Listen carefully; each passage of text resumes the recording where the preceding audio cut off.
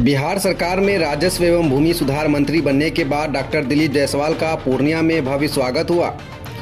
इस मौके पर मंत्री दिलीप जायसवाल ने कहा कि बिहार में भूमि से संबंधित भ्रष्टाचार को दूर करने के साथ साथ अब रोजगार की भी बौछार होने वाली है। इसी माह बिहार में अमीन राजस्व कर्मचारी और कानूनगों की बहाली होने वाली है। उन्होंने कहा कि भूमि राजस्व से संबंधित सभी कार्यालय ऑनलाइन किया जा रहा है ताकि लोगों को कार्यालय का चक्कर नहीं लगाना पड़े। उन्होंने कहा कि अभी तक 57 अंचलाधिकारी पर कार्रवाई हो चुकी है। कई राजस्व कर्मचारी का तबादला किया गया है ताकि भ्रष्टाचार रुक सके। देखें और क्या क्या फैसले बिहार सरकार ने लिए हैं। पूर्णिया से सिटी हलचल न्यूज के लिए सरोज कुमार की रिपोर्ट। भारतीय जनता पार्टी ने राजस्व एवं भूमि सुधार मंत्री का जो भार हमें दिया है, यह एक चुनौती भरा विभाग है। और जब आप अंचल में जाएंगे और अंचल में अंचल अधिकारी जो सीओ होता है, राजस्व अधिकारी, राजस्व कर्मचारी, आम पब्लिक इस विभाग की शिकायत करते हुए ही मिलेंगे। बिना पैसा का म्यूटेशन नहीं होता है, राजस्व कर्मचारी गलत करते हैं, म्यूटेशन, जमाबंदी, परिमार्जन को लटका कर रखते हैं। जब मैंने विभाग का कार्यभार संभाला तो मुझे इस तरह की बहुत सारी शिकायतें मेरे पास आई। मैंने पहला फैसला लिया कि पूरे बिहार के अंदर जितने भी दागी अंचल अधिकारी हैं जिन पर कोई न कोई आरोप है,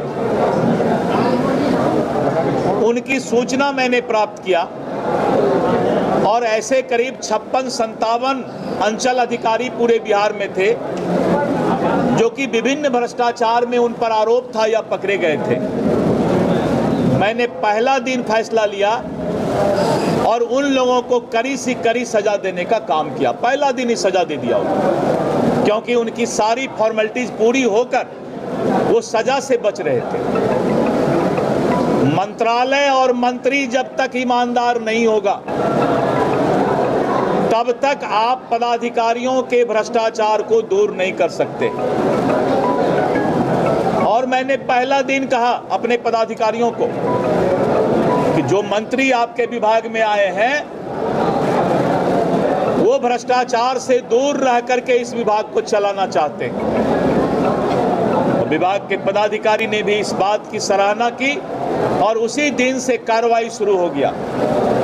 और अभी तक में हमने करीब 37 महत्वपूर्ण कार्रवाई 4 दिन कार्यालय में बैठकर किया।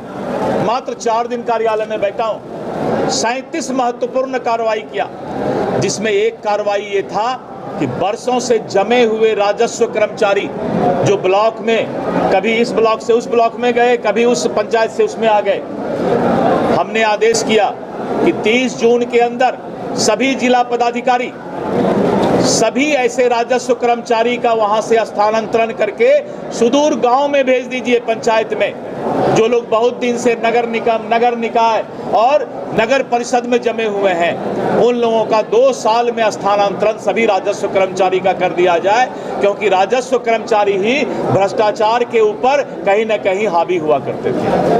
और सभी डीएम ने ऑर्डर निकाल दिया और सभी राजस्व कर्मचारी का ट्रांसफर हो गया। दूसरा था कि लोगों को नकल लेने के लिए, अपने जमीन के कागजात और वाद विवाद का आदेश लेने के लिए सीओ, एलआरडीसी और एडिशनल कलेक्टर के ऑफिस में चक्कर लगाना पड़ता था। हमने फैसला लिया अब किसी को कहीं पर नकल लेने के लिए ऑफलाइन जाने की जरूरत नहीं।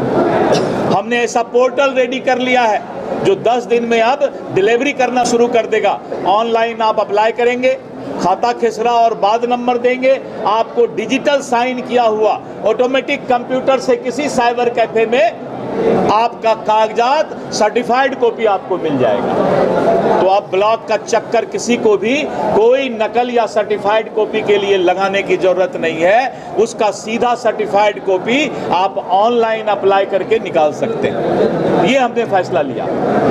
बहुत से लोगों का जब रसीद कटता है तो उसमें खाता नंबर नहीं है, खसरा नंबर नहीं है, रकबा नहीं है, नाम गलत है। हमने परिमार्जन प्लस पोर्टल अभी इंट्रोड्यूस किया है और अब कोई भी आदमी अपने ज़मीन का कोई भी करेक्शन ऑनलाइन अपना डाल करके कर सकते हैं और ऑटोमेटिक उनका ऑनलाइन करेक्शन होने का काम होगा।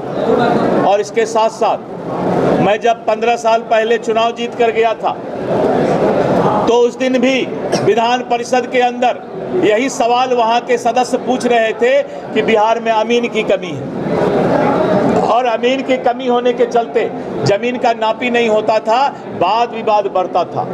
आज कोर्ट में, सिविल कोर्ट में 37% मामला जमीन का ही है और लॉ एंड ऑर्डर का भी प्रॉब्लम होता है। थाना में भी रोज जमीन विवाद को लेकर के केस होता है। हमने फैसला ले लिया समयबद्ध फैसला करने का और पोर्टल पर एक एक चीज दिखाई पड़ेगा। जितने लोग ऑनलाइन अप्लाई करेंगे हम सारे चीज को पटना में बैठ करके देख सकते हैं और जो भी सीओ का ऑफिस, जो भी एलआरडीसी का ऑफिस, जो भी एडिशनल कलेक्टर का ऑफिस और जो भी कलेक्टर का ऑफिस और जो भी कमिश्नर का ऑफिस, उस वाद विवाद में अगर आप लेट करेंगे तो उस पदाधिकारी पर भी कार्रवाई होने का काम होगा।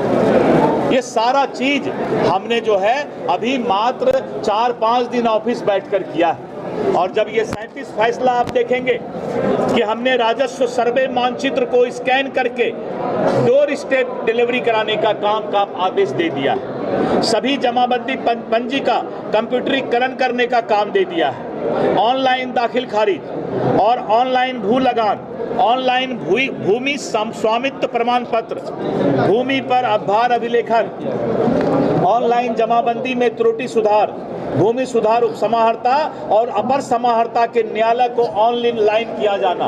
अभी तक सीओ का ऑफिस ही ऑनलाइन था। एलआरडीसी एक मामला को 6 महीना लटका कर रखते थे।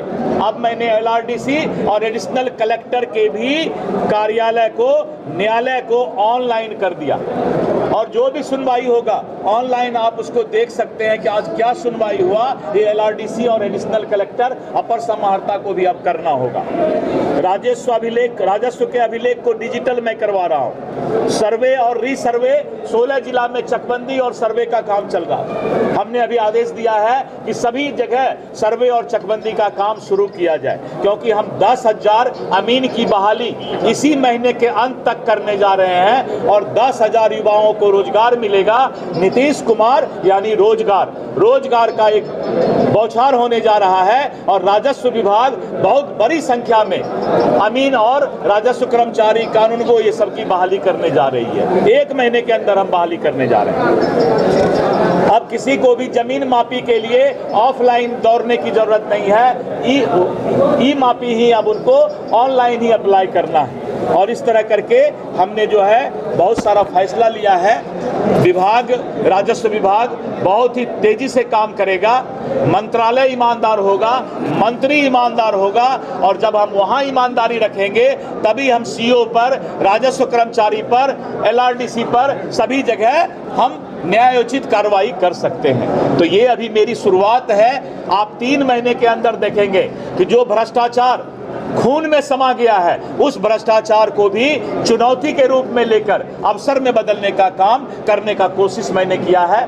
मैं धन्यवाद देता हूं अपने पार्टी के नेतृत्व को और मुख्यमंत्री जी को कि उन्होंने सबसे जिम्मेवार विभाग मुझे दिया है, जनता से समर्पित विभाग मुझे दिया है और मैं उस विभाग में अपने आप को कोशिश करूंगा कि ज्यादा से ज्यादा लोगों को सुविधा ईमानदारी के साथ पहुंचा सकूं।